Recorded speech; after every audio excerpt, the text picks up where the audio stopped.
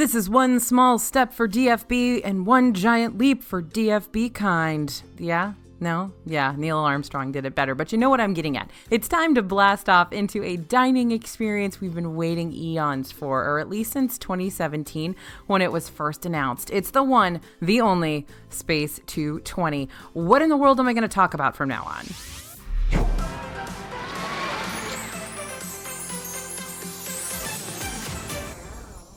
Hey everybody, it's AJ for Disney Food Blog. Today I'm going to talk about Space 220 in all its intergalactic glory. Space 220 officially opened to hungry space travelers on September 20th. It's a restaurant in Epcot, but the question is, was the wait, years, and price tag, lots, worth a meal amongst the stars? Let's check out this out-of-the-world experience together.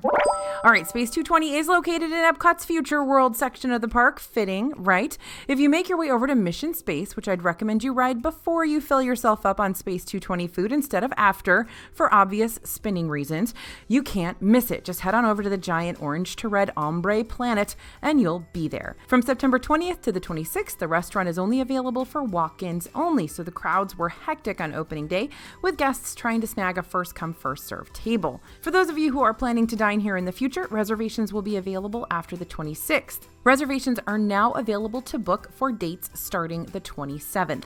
You can make an advance dining reservation now for any time after September 27th, for any time on or after September 27th. As long as reservations are still available, right now they're slim pickings. Reservations can be made up to 60 days in advance, as is the case with all the restaurants in Disney World at the moment, and you will need valid Epcot Park admission and a Park Pass reservation in order to dine here. And note, if Epcot is not your first Park Pass reservation that date, you can of course hop over here if you have a Park Hopper ticket. Okay, let's talk atmosphere. Get it? Yeah, that was a funny joke. Okay. Space 220 is run by the Patina Restaurant Group. They are also responsible for dining experiences like Morimoto Asia, Enzo's Hideaway, the Edison. They also run all of the restaurants in the Italy Pavilion in Epcot, and they run several restaurants over in Disneyland, as well as a bunch in other cities around the world. And they are a restaurant group that takes their restaurant theming pretty seriously. Before the dining adventure begins, you'll check into the Space 220 Departure Lounge, where you'll be handed a boarding pass. Now, this boarding pass is not like the Rise of the Resistance boarding passes, but it is still super important because it'll be your ticket into not only the restaurant itself, but into one of the most thrilling parts of this experience, the space elevator ride. When it's your group's turn to board, you'll step onto the space elevator. So where's this taking you? Well, up and away into the Centauri Space Station, exactly 220 miles above Epcot, hence the 220 name. Think Haunted Mansion elevator. So you're not going into a stretching room per se, but you're going into a circular room that gives you the sensation of being lifted out of Future World and on into space. If you look down through the viewport in the center of the space elevator, you'll be able to watch Epcot getting smaller and smaller, whereas if you look up, you'll see the space station getting closer and closer. Once you've reached your galactic destination, you'll first walk through a tunnel of space lettuce, because why wouldn't you, before entering the main dining area. This dining room is big, expansive, enormous, humongous. Okay, it really does feel like you've been lifted up into space, especially when you check out those out-of-this-world panoramic views of the galaxy through the simulated animated window views all around the dining room. Now, keep your eyes open because these space views will keep you on your toes with different things that might float past your line of vision time and again. There are different table elevations depending on where you're sitting, and the tables that are further away from the space station windows are on a more elevated platform. So you kind of got stadium seating here, a lot like Coral Reef Restaurant. Now that's nice because it gives everyone the chance to continue watching the incredible views of space throughout their meal, no matter where you may be seated. The tables, chairs, and bar are all very sleek, shiny, and silver. Now, the lounge area works as a first-come, first-served situation like at California Grill. You're never going to need a reservation for the lounge, nor will you be able to make one. So it's a solid alternative if you don't have a reservation for Space 220 while you're at Epcot, but you still want to experience the atmosphere of the restaurant.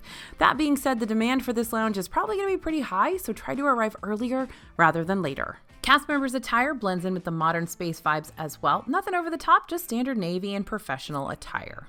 All right, let's talk specialties. Space 220 serves up a decent selection of alcoholic and non-alcoholic beverages, which I'm going to talk about in just a second. But something unique that Space 220 does is provide exclusive trading cards for anyone who's ordering zero proof, aka non-alcoholic cocktails or kids meals. Also, for an extra $3, kids can get their drink in a souvenir sipper that's shaped like a rocket ship. Super, super fun. The sipper can also be free with the purchase of a zero proof cocktail, just like the trading cards. Now, the atmosphere might be out of this world and you may get some trading cards, but what about the food? According to the Disney website, Space 220 has a menu with, quote, modern and upscale dining choices. The restaurant features a multi-course prix-fixe menu for lunch and dinner. This is very, very important, y'all. Prix-fixe menu for lunch and dinner. That means you're not going in and choosing a la carte. Like, you can't just go in and have dessert, you can't just go in and have appetizers, unless you choose to dine over in the lounge and just choose from the lounge menu. If you go to Space 220 for lunch, expect to pay a starting price of $55 per adult, and for dinner, expect to pay a starting price of $79 per adult. Both lunch and dinner prices for the kiddos 9 and under will be a starting price of $29 per kid. I say starting price because there are a handful of different add-ons you can choose from, like the space station specialties, extra sides, fun-themed cocktails, upgraded souvenir sippers. Those will bump up those prices if you choose to add them to your meal. Now, if you're there for lunch, you'll have 2 courses, a lift-off appetizer and a star course entree. And for dinner, you will have a lift-off, star course, and a supernova dessert. So lunch, 2 courses, dinner, 3 courses. For the lift-offs or appetizers, there are 7 options to choose from. The Starry Calamari, yes, this is what we're doing, comes with 2 different sauces. It's the spicy marinara and the roasted pepper citrus aioli. But of the 2, the aioli is the star here. The calamari isn't overly greasy, just lightly fried, and adding fried red peppers were a nice added touch. The Big Bang Burrata, yep, still doing it, is a big chunk of cheese. And honestly, can I really complain about a big chunk of cheese? The burrata could probably benefit from having some sort of cracker or bread offering along with it, but it still has a nice flavor overall. Now, I had my doubts when it came to the space greens, but they're actually a solid option here. The dressing is a surprising bite to it, very acidic and peppery, and the Bib lettuce was really quite attractive. Now, another one that I was suspicious about was the Blue Moon Cauliflower, but that actually might be the best option on the lift-off list. The Blue Moon Cauliflower is made with a homemade buffalo sauce, freeze-dried blue cheese crumbles, and tempura fried cauliflower, which was delicious. However, if you're not a blue cheese fan or a buffalo fan, you might want to go a different route on this one. Or heck, if you're not a cauliflower fan, right? Now, the Neptune Tartare is buttery and rich with a complicated assortment of flavors that are definitely meant for more adventurous eaters, while the Centauri Caesar salad is just your everyday Caesar. Nothing to write home about, but a good option if you're looking for something simple. Probably the weakest link of these appetizers is the Galaxy grain salad. The mix of ingredients, beets, mushrooms, cashews, and hummus each have a good flavor individually, but didn't work for us when combined. There are 7 star course options to choose from as well. These are your entrees for lunch. The flat iron steak has a nice juicy flavor thanks to the wine sauce, and the green beans on the side are good, but definitely the least exciting option on the plate. The potatoes, on the other hand, are stellar, no pun intended. Yes, it was. They're crispy on the outside, tender on the inside, and just all around buttery and flavorful. They're essentially like really fun French fries. Now, the Bluehouse Salmon looks pretty and tastes pretty with its smoky flavors. The mushrooms on the side are nice and tender, and they actually go really nicely with the steak if you want to cross-contaminate your main courses. Now, the other side, the cooked carrots, are cooked well and aren't mushy, but don't expect them to have a crunch. And the bok choy it's bok choy. If you like bok choy, then it's a nice addition to this dish. The roasted free-range chicken is a fairly standard chicken-based entree that felt like something you'd eat around Thanksgiving or Christmas, but the sides are excellent, and it's still a decent option if you're not feeling too terribly adventurous. Kinda ho-hum, getting the feeling here it's a little boring. Okay, good. Both of the pasta dishes, the Terra-Bolognese and the baked Maccheroni, are honestly pretty forgettable. They weren't bad, but dulled in comparison to the other available options. If you're looking for a great pasta dish on property, you'll probably have a better experience over at Via Napoli at Epcot's Italy Pavilion, also run by Patina Group. Why can't they get it better over here? I don't know. But the Seared Tuna is probably the victor among the main course dishes, at least this time around. It featured a lot of ingredients like avocado, marinated egg, brown rice, edamame, pineapple, and radishes. The egg is soaked in soy sauce, giving it such a unique flavor, but really all the flavors play nicely together here. The radishes are cooked well, and the edamame is a nice addition to an all-around fresh-tasting meal. Now, let's pop into dinner.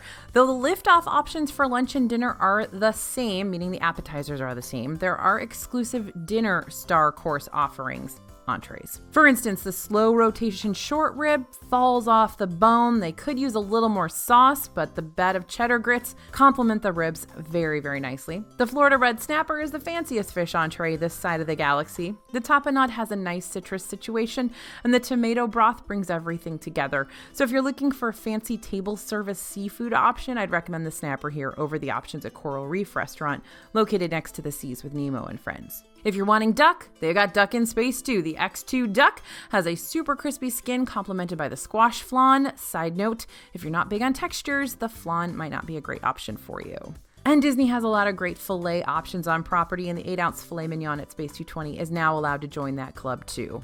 Oh my goodness, guys, this steak melts in your mouth, and the Cabernet butter is perfect. The filet is going to be the best bang for your buck here if you're a steak connoisseur, but if you're just looking for a really good steak and you don't care much about paying extra for the spacey atmosphere, you can always dine at Le Cellier instead, because they are the king of steaks, my friends. However, if you do want those space station vibes, this might be the right option for you. And of course, there's tons of other steak places around Disney World.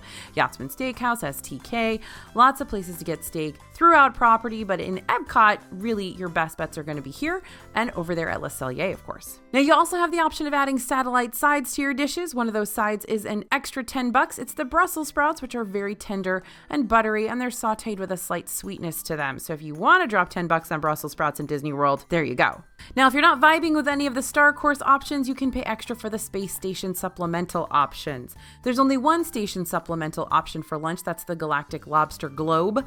The Globe has the best representation of the main courses and provides a lot of lobster. That being said, the upcharge for this, an extra $18 on top of your prefix price, might not be quite worth it unless you really, really love lobster and you want a lot of it. And for dinner, you can choose between two supplemental options if either tickles your fancy. Option number one is a 1.5 pound baked whole lobster stuffed with jumbo crab, and the lobster comes with a hearty pour of garlicky butter that soaks into that meat.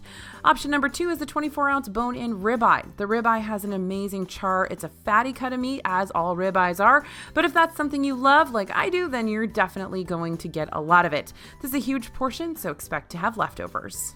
And of course, let's not forget about the drinks. You've got your choice of two categories: the atmospheric spirits, which are alcoholic, and the zero proof cocktails, non-alcoholic.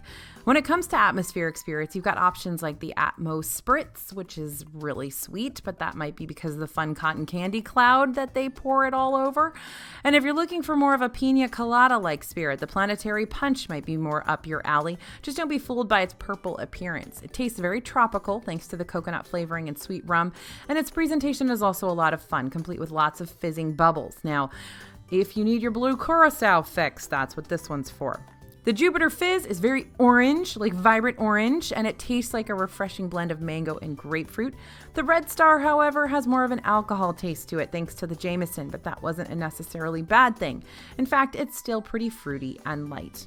Continuing on with the red drinks, you can also grab yourself a Celestial Cosmopolitan, which is just your average Cosmo with a subtle floral aftertaste thanks to the hibiscus. And then there's the Stargarita, which has a super fun name in my opinion, and it's just a really fruity margarita. Okay, when I say really fruity, I don't mean it's too much. It's really the perfect mix of being not too strong, not too sweet. There's no salt on the rim for this marg, but you do get a lime wedge on the side, and the drink changes colors. Okay. Moving on to the zero proof cocktails. The Moon Rocks is bound to be kiddo approved because it comes with a side of Pop Rocks. Okay, it's also adult approved because Pop Rocks just make beverages rad. And the drink itself tastes like a sweeter version of Sprite, if you can believe it. But pouring Pop Rocks on top makes it a party. The Milky Way is a coffee-based drink, so not another kiddo drink unless you want them bouncing off the resort walls all night long. It's good, but there are other more fun mocktails you can try here. Save the iced coffee beverages for Joffrey's later in the day or the next morning. The Light Year Lemonade gives off similar vibes to the Milky Way. It tastes like a good lemonade, but if you want a more fun experience, order something like the Moon Rocks instead. Now, if you choose to sit in the lounge, it has its own array of separate priced options called Flight Bites. This is basically the lounge menu. For $18, you can order the chicken on waffles, which apparently is totally a thing they have in space now. I mean, they're able to grow lettuce here, so why not have chicken and waffles too? The chicken has a nice breading. It didn't take away from the meat, and this dish is overall super syrupy. So was it a huge hit? Not really, but it's fine. I mean, it's good, but there's a lot of syrup going on. The New England lobster roll has big chunks of lobster in a toasted bun. The mayonnaise is pretty citrusy, and it also comes with a lemon wedge on the side. Short rib sliders are covered in cheddar cheese and have big chunks of meat topped with pickles, lettuce, and tomato, all within a super buttery roll that is so soft we could nap in it. And the Astro deviled eggs are super vinegary, but the candied bacon helps cut the tartness. And now it's time to wrap up your meal with a supernova sweet. The sticky toffee pudding cake has a super thick sauce covering the cake that looks a lot like molasses. It's good, but it's not too terribly big, so if you want to try it, order it when it's included with your meal at dinner instead of paying an extra $14 for it at lunch. The gelato and sorbet options have a variety of flavors you can choose from: chocolate, vanilla, strawberry, or mango. The strawberry one tastes like pretty standard sorbet, but it's a nice light option after a heavy meal. Chocolate cheesecake is pretty to look at and has a rich chocolatey flavor. It's light and airy and still provides a good option. But back to the fruity flavors again, the lemon mousse is very lemony. Great job, me. 5-star review right there. It's tart but not overly sour, and it's a beautiful presentation. It's one of the best things about these dessert options. They're very, very pretty. Now the texture base is gooey, which is honestly a bit disappointing. The dessert would benefit from nice crunchy texture amidst all the soft textures. And then there's the carrot cake, which is a plant-based dessert, and I'm getting mixed reviews on it, really. Some people have been super disappointed with it. Some people have enjoyed it. Our reviewers thought it was good. So I've had plant-based carrot cakes before and not been happy with them because I am a hardcore carrot cake fan. So it's really up to what your expectations are on this one. For kiddos, lunch and dinner prefix options are going to look the same. They'll be able to choose a star course, a supernova sweet, and one celestial beverage. Kiddos' star course options include things like Space Getty, Cosmic Chicken, Mission Macaroni, Galactic Salmon, and Smashed Burger. Oh, and let's not forget those trading cards. Kids get those with their kids' meal too. Remember, kids' meals are only available for children 9 and under, but anyone can get the trading cards with the purchase of a zero-proof cocktail. Now, is it worth it? Well, Space 220 is a lot of fun. It's immersive, massive, makes you want to return immediately just for the atmosphere alone. But you've got to pay a hefty price for those views. The dinner price tag is a bit of sticker shock, but the food quality was decent, so it made the increase a little easier to swallow. When it came to the fixed lunch prices, however, the $55 per person price isn't too terribly different from other signature dining restaurants on property, like Cinderella's Royal Table or Be Our Guest Restaurant over in Magic Kingdom. So, is it worth it? Well, I'd say yes for the extensive theming, but it helps that there are several items on this menu that are memorable. This is a great option for those who are looking for something unique to do at Disney World, and it's a good option for both adventurous and picky eaters alike. Plus, kiddos and adults are both going to have a good time here. There are plenty of fun drinks, add-ons, and experiences for the kids to make life-lasting memories. However, keep in mind that it's really easy to rack up the bill here past that $55 and $79 base price, especially if you're interested in trying out several of the themed cocktails or are wanting to partake in a space station specialty. If you're wanting to try some out-of-this-world food without the budget-breaking price tag, you can always check out Satuli Canteen over in the Pandora section of Disney's Animal Kingdom. You can also try Docking Bay 7 at Disney's Hollywood Studios and Star Wars Galaxy's Edge. They've got space food. Both counter-service locations serve food with unique twists and appearances meant to simulate an otherworldly dining experience. Also remember, it's going to be really hard to get a reservation here at Space 220 for a while. So that's going to mean a 5 a.m. wake-up call 60 days ahead to get that reservation, to nail that down. So speaking of reservations, if you're not sure about Space 220, if you don't know if you want to drop that kind of money on a prefix meal that it's going to be really, really hard to get a reservation for, then try an evening in the lounge. A drink and a small bite from the lounge could help you decide if you're ready to splurge on a full dinner, or if a taste of the atmosphere was enough for you. So remember, you can go up to the lounge. It's first come, first served, so we would probably recommend heading up there to the lounge as soon as the restaurant opens. So kind of that late morning, noonish time frame. That's going to be when you want to try to get up there to the lounge, or maybe around 3 p.m., right when lunch is starting to taper off and dinner's starting up. That might be a good time to head up to the lounge.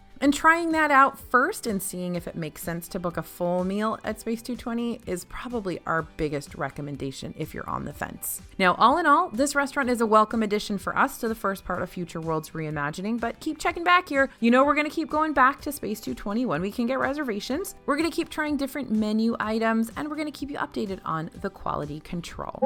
I hope this has been helpful. We've been waiting for this restaurant for such a long time. So thank you so much for following along with us, for listening, and for watching. As always, this is AJ for Disney Food Blog, and we'll see you real soon.